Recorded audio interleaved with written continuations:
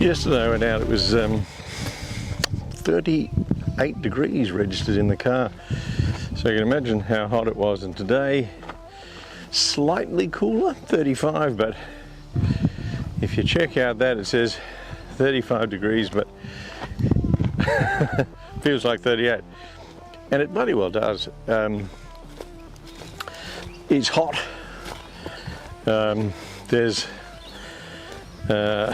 not much of a breeze at all, and I'd kind of pledged I was going to do a couple of things, you know, one of which was to have a look at this, which is actually a pile of timber, you know, old timbers. One of the things that I wanted to talk about, and I'll just grab a seat,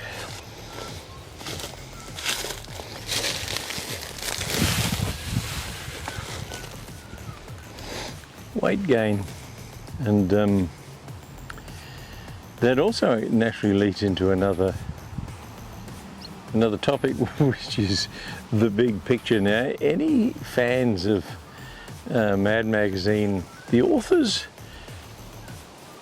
often made these really interesting social comments, and it wasn't always the central characters that were making them. It was often the stuff that was happening in the background or alongside, or, you know, as a kind of a sub-theme. You know, and an example might be, well, you'll see a couple of characters in a park, walking through a park, you know, in one of the cartoon sketches, and, you know, there's a sign there that says, "Do not deface this sign." There's no purpose for that sign at all, other than to tell you not to deface it. And I suppose that was kind of like this comment on the fact that we whack signs everywhere, you know, telling people, well, not to do sometimes the most common sense of things, but also just to restrain people from doing stuff that they might normally do. Don't sit on the grass. Anyway, the whole thing about the big picture was that you don't always know what's going on with yourself any more than those central characters might have known in that Mad Magazine cartoon, because you're so busily engrossed in what it is that you're doing, you know, as they might have been having a conversation, that you don't always see those signs that say, "Do not deface this sign." And it's often only when I look at the videos that I see some of the things that are happening in the background in my life, but that I just don't kind of see, you know, like they're outside or beyond my perception. One of those is that I mentioned my camera shy assistant, and I noticed that she makes every effort to pinpoint exactly where the camera is and then hide from it. There's a scene, for example, where the camera's focusing on an upright post, and she's managed to hide directly behind it, which is pretty bloody clever. Now, I don't know whether she does it consciously or subconsciously, but I suppose if you're camera shy, you'll make every effort to hide, to get out of the way of the camera. Now, the other thing is her solicitousness towards Millie the dog. Now, also you see, and once again, I don't see this happening, but once again you see her patting Millie, or in one case when I'm drilling the holes with the auger, shepherding Millie out of the way, and also shielding her with the leaf rake to protect her from, I don't know, anything that might fly, or to stop her getting in and potentially getting hurt. You know, augers are very dangerous, you know, like they're like chainsaws, you know, you slip and you put your foot in there and next thing it gets chewed up. And I don't see that, you know, and so of course it's that whole big picture thing. Sometimes, of course, it's not always possible, but it'd be great if we could draw back from the scene that we're in to see what else is happening around us. Now, one of the other things that I noticed too in that last video was that I'd put on some weight. And if you look back to the very first videos that I made beginning of, midway through last year, you know, so September 2022, you'll notice that you know, I'm pretty slender, and I don't say that immodestly, but that's just the reality. The beginning of 2022, I had actually purposely gone on a diet and lost some weight. So I was down to about 80 kilograms, and for me at 6 foot, 180 centimeters, that's that's a good weight. Anyway, with the treatment, which you're aware of, that I've had, and the fatigue that led to, along with changes of medication, one of which is a steroid, and they are known for water retention and/or packing on beef. Not to mention, of course, the fact that towards the end of the regime, I quit doing any exercises because of fatigue, and I also started indulging myself because I figured if I was going to go through such an arduous regime as this, daily radiation treatment, then I owed it to myself then to reward myself, and that came in the form of more cakes, more biscuits, more chocolate, and so on. And so now I'm actually up to about 90 kilograms, so I'm 10 kilograms over where I probably should be.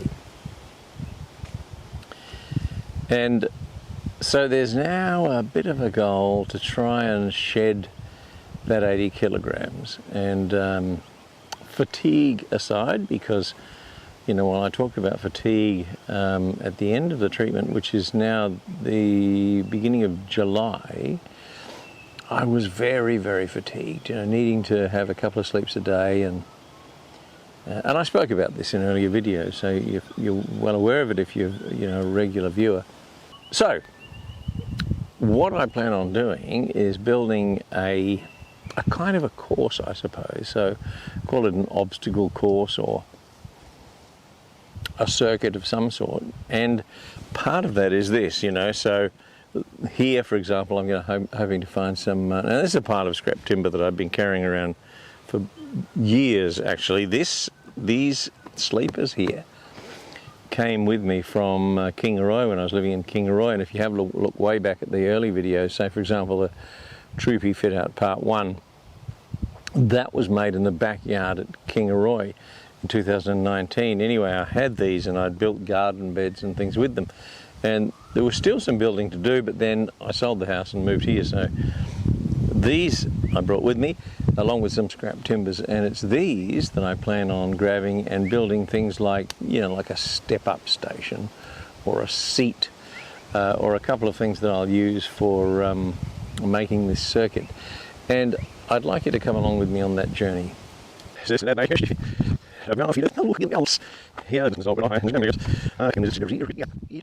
Yesterday, Millie and I went out to Wirralong Dam, and I was talking about cameras the other day and inspired myself to take a couple out and go and take some photos because it was very, very stormy. So we didn't get anything done on that step building that I was talking about, but let's have a look today, see what we can get into. In the meantime, here's a few of those pictures that we took.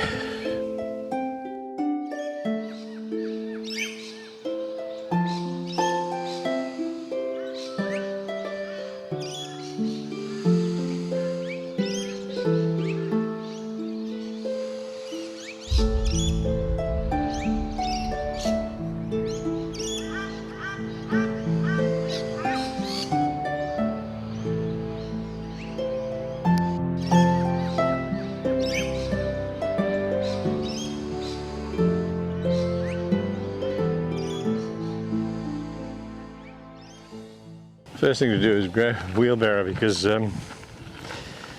whoever it was that invented the wheel was thinking of me on this day. Thinking, I wonder how I can make life a little easier for Alan when he goes to get some of that wood.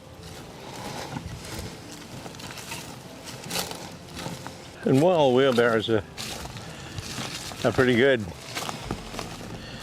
they're not ideal when you have long pieces of timber,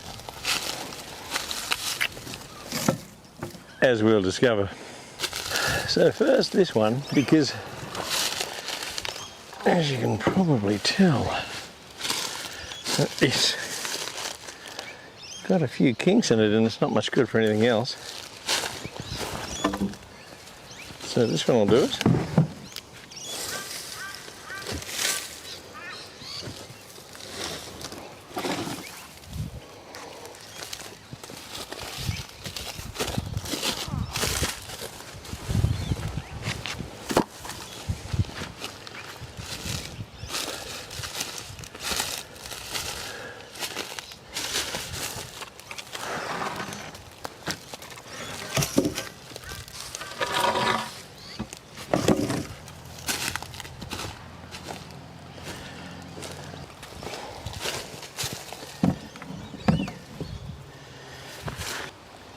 This is a fair amount of white ant activity, as you can see, and that's not really unexpected given we're in Queensland and everywhere you go you'll find them.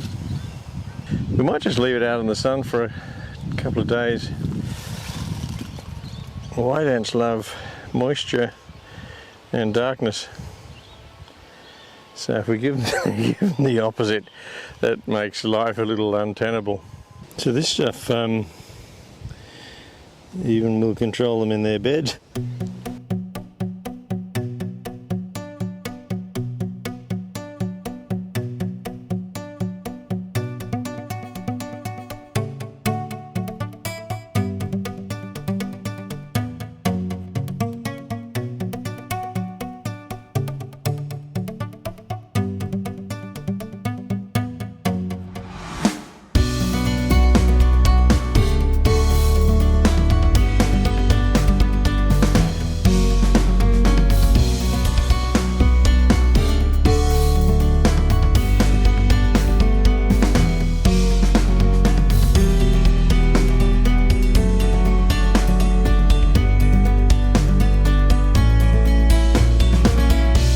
So I split that roughly in half, and when I say roughly I mean it. As you can see, there's a bit of a difference, but who cares.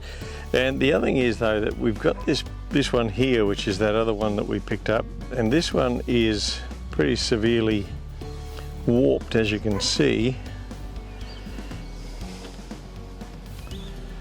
But it's not going to matter because we're going to use this as the legs basically, so while it's going to be fairly rudimentary, does it really matter? So we have cut all the pieces of timber, now it's just a matter of putting them together. But this is basically what it's going to look like. The height of them is about 32 centimeters, which is a bit of a step up for someone just starting. I don't know whether you can see, Millie's just turned up because she's very, very inquisitive, and she wasn't really included in the planning on this one. Anyway, the seat that I'm sitting on, so this bus step here is about 26 centimeters, so it's taller than that, and the 32 is, you know, a bit of a step up, but you know, we can place a you know, plank of wood underneath it to knock, say, 4 centimeters off, so so it becomes a 28, so roughly the same height as this seat that I'm sitting on, or step that I'm sitting on. And that'll do to get us started, because we're not the fittest, you know, and you know, I think the danger that a lot of people make when they start doing exercise is doing too much too soon, you know, finding it too difficult, and then you know, quitting, not going back. You know, people join up to the gym, they do a couple of sessions, find it's too bloody hard and stop going. So I think the idea is to make it as easy as possible while still having a bit of a challenge to it, and you can always increase the reps or the load, you know, whatever it might be. So, you know, as you get better at stepping up and down, carry a backpack with a couple of bricks in it or something, you know.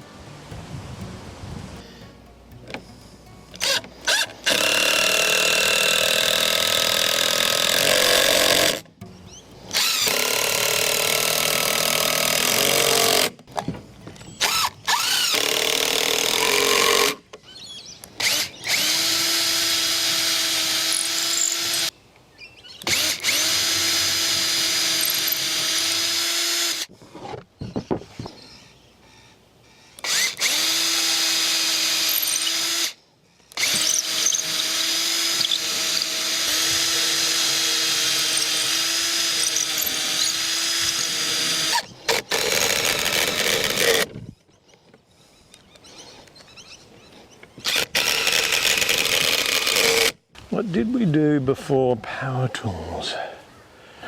You know, when we had to drill the hole with a hand drill, and then manually screw screws in, and there's no way that we could probably apply the torque that a power tool can.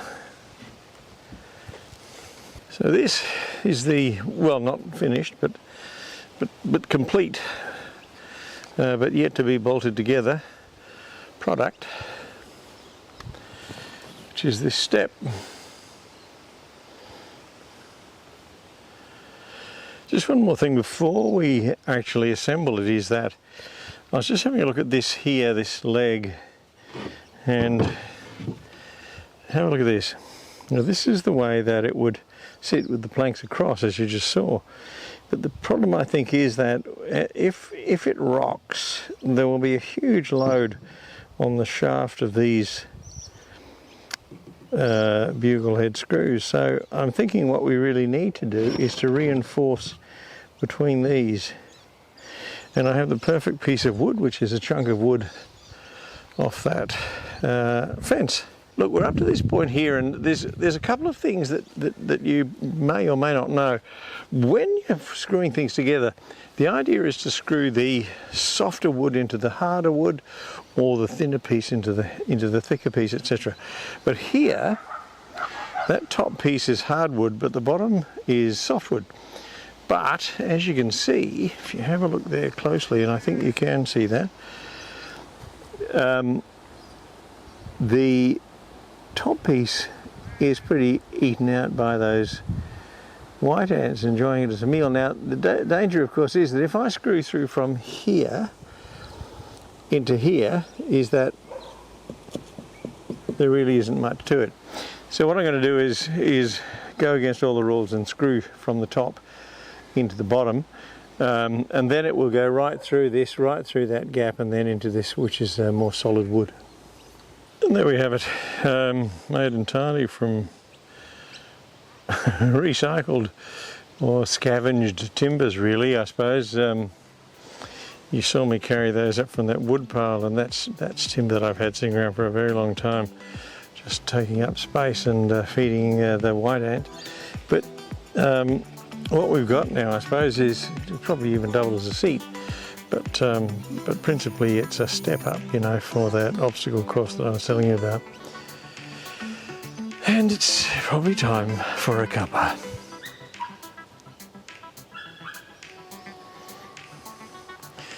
Speaking of which, where is my tea companion? Here she goes. Hey, so it's been a rough day for you too, hey love?